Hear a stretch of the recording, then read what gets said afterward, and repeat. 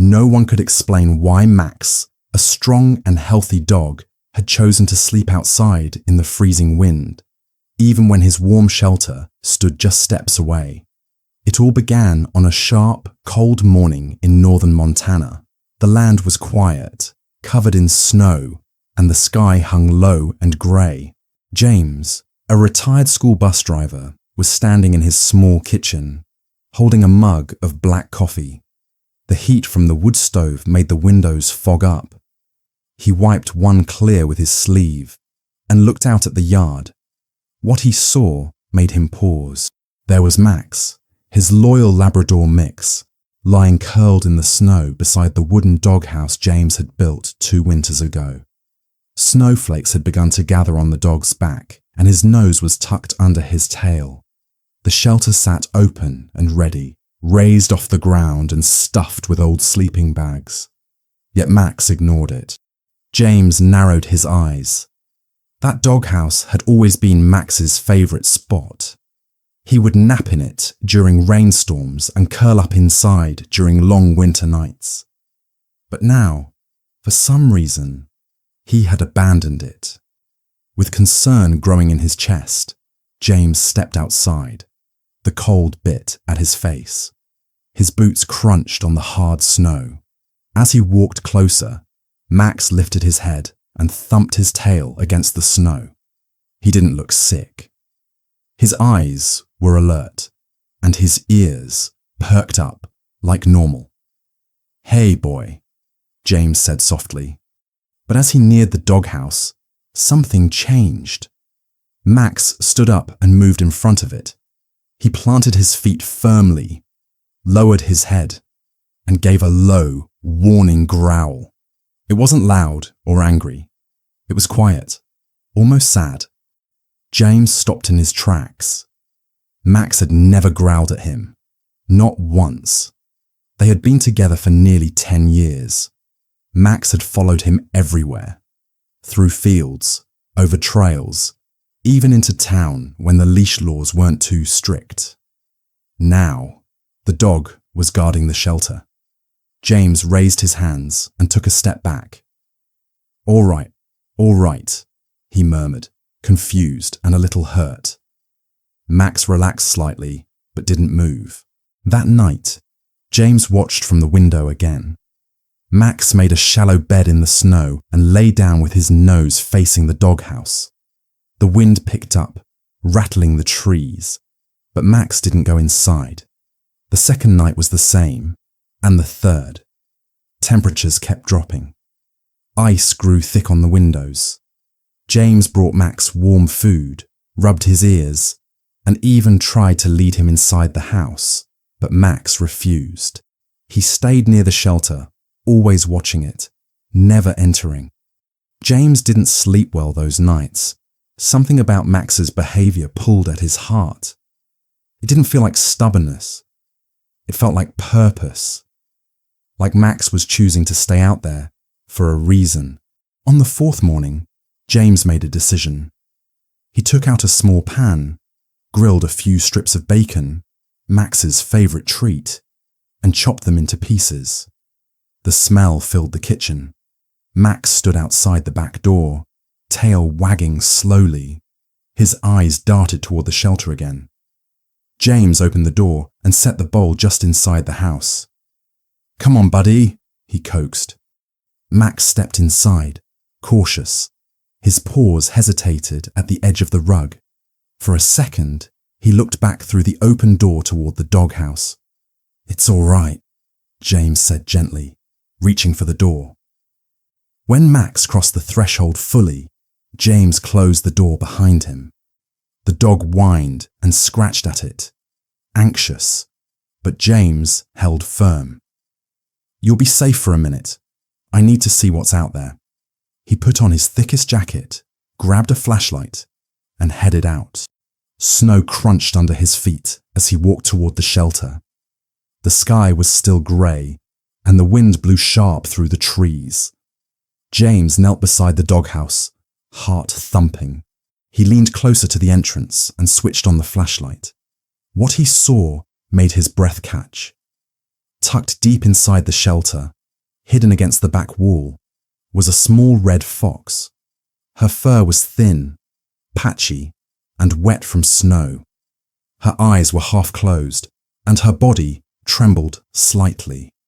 But what stunned James most were the 4 tiny kits curled up against her belly, barely moving, barely visible.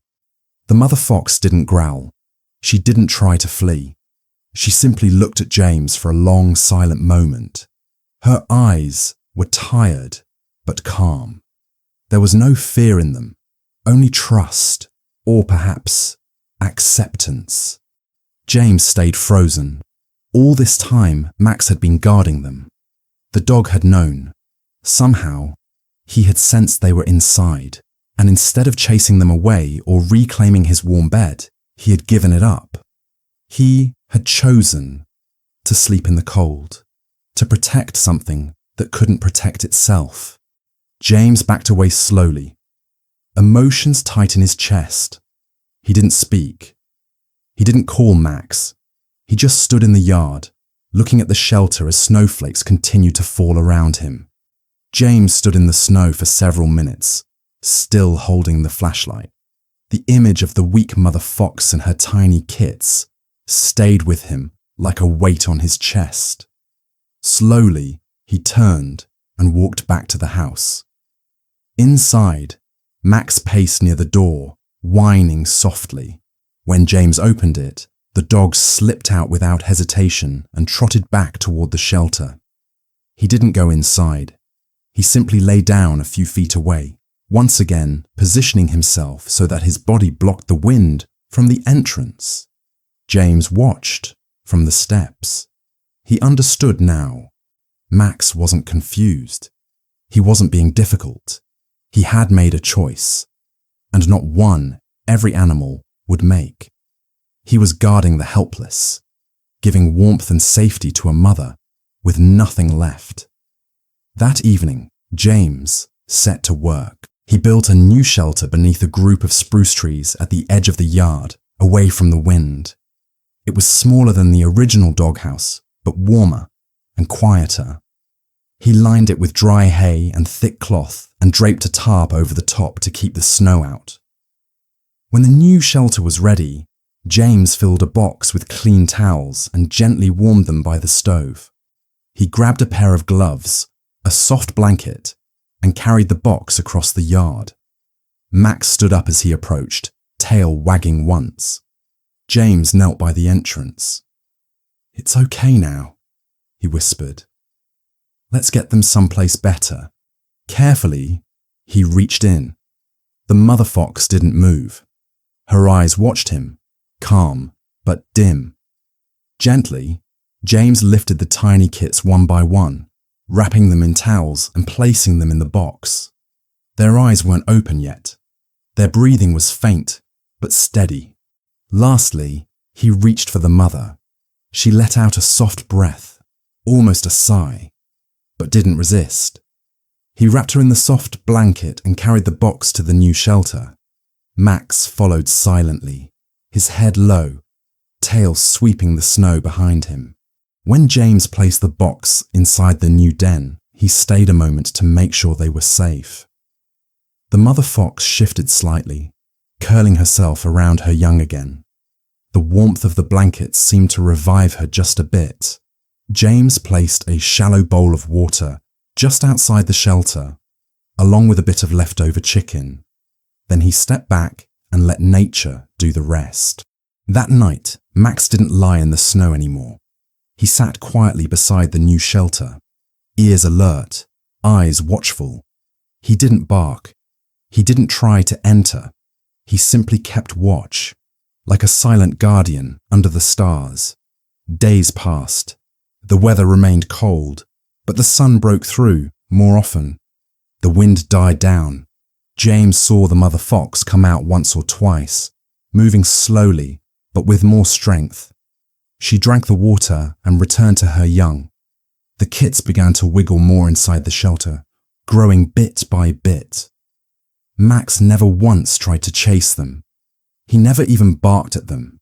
He kept his distance, but he watched them each morning and evening. If a bird flew too close or a noise came from the woods, Max would stand, ears high, body still, ready, if needed. James couldn't help but smile when he saw it.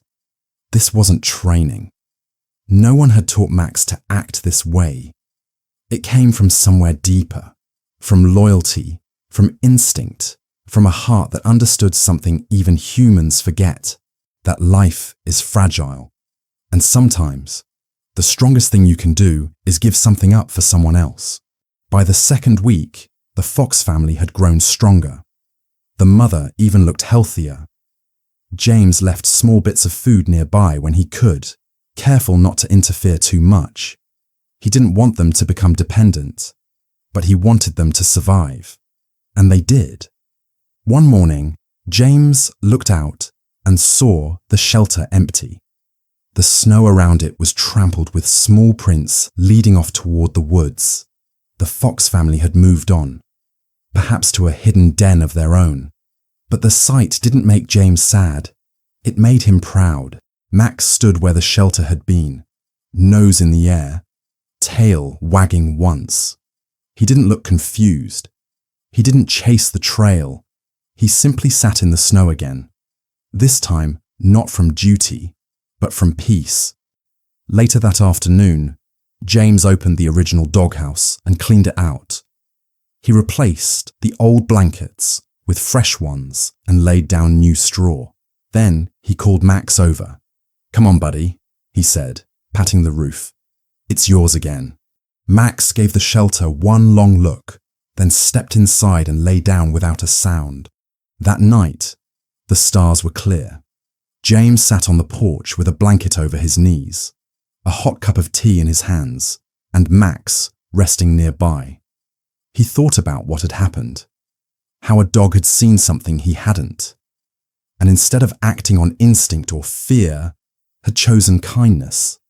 Not flashy kindness, quiet kindness, the kind that never asks for anything in return. Some lessons don't come in words.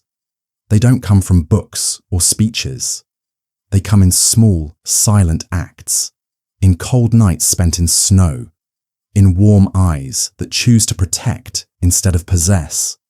On that stretch of frozen land, James had seen what real compassion looked like, and it had 4 legs, golden eyes, and a heart as wide as winter.